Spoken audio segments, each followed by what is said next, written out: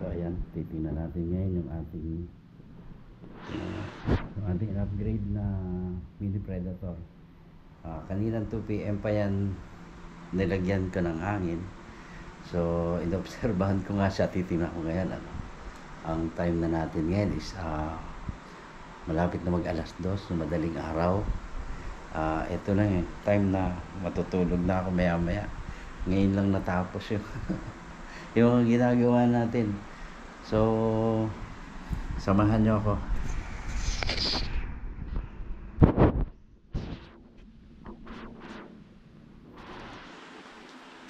So ito na nga. Ayan, titingnan na natin siya. Tingnan natin kung hindi nagbago. Around malapit sa 2,000 yung kanyang. Ayan, so medyo magalaw. Ayan na siya, 2,000 pa rin. Ayan, 2,000 pa rin yung ano niya, yung yan, yung laman ng tank niya, 2,000. Yung output niya is 1.8 ba nasa 1.8 nga siya. So itong barrel na ito, pinalitan natin yan. So pati barrel band in-install ko na. Then ito na rin yung kanyang rail, naka-install na rin. Siyempre bagong ano yan, kasi itong Mini Predator na ito ay hindi siya naka-design para wala siyang lagayan ng bipod. So nilagyan natin, tayo nag-mount, kaya medyo siyempre medyo mahirap kasi late na yan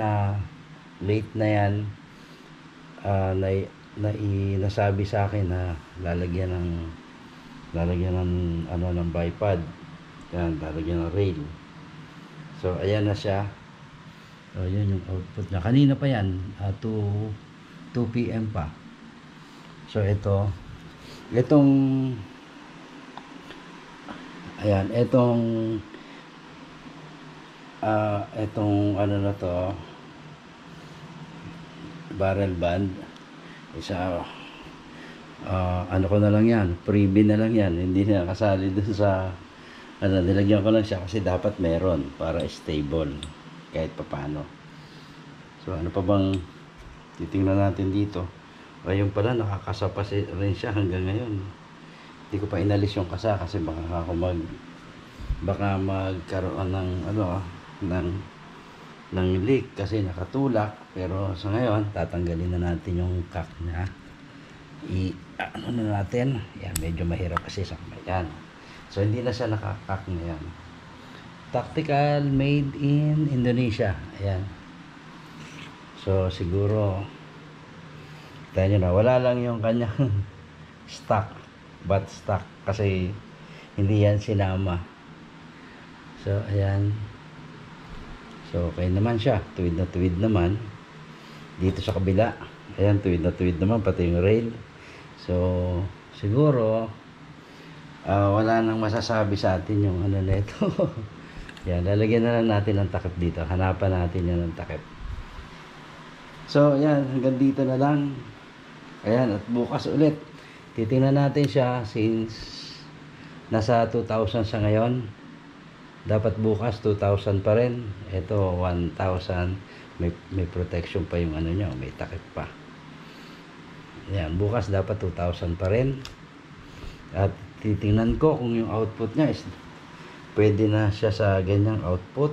Titingnan natin yan. So ayan, yun yung natin. So para doon sa kay Sir AJDT yata yung kanyang ano, hindi ko matandaan sa FB yung kanyang pangalan doon. So ayan, intact na intact siya. So ayan, tingnan natin mabuti. Yan. So ayan, i-upload ko yun ngayon para makita niya yung itsura ng ano niya. Medyo nagtagal na nga ito dito. So ayan, hanggang bukas ulit.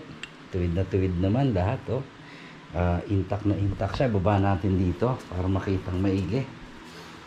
Yan, para makitang mabuti yan. So ayan, So ayan siya. Yan, tingnan na natin. para baka sakaling po pwede nating i-reel yan. Yun.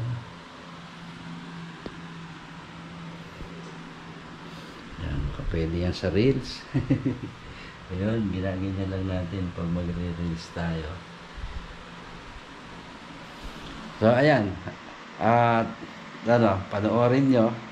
At hindi ko na napakita kung paano binuo yan kasi nagmamadali nung umaga para ma-testing ka agad siya. Tapos ma-testing, tinesting ko iputok. Tapos yung leakage niya na lumabas, pagkatapos i-assemble, yun, inayos natin lahat para magkaroon tayo ng mahaba-habang time para tingnan yung ano niya. Tapos bukas itatry natin yan iputok-putok para makita natin kung as in good condition na siya. At saka yung power niya i-test ko rin sa pellet para matesting yung power kung okay na siya, kung enough na yung power niya.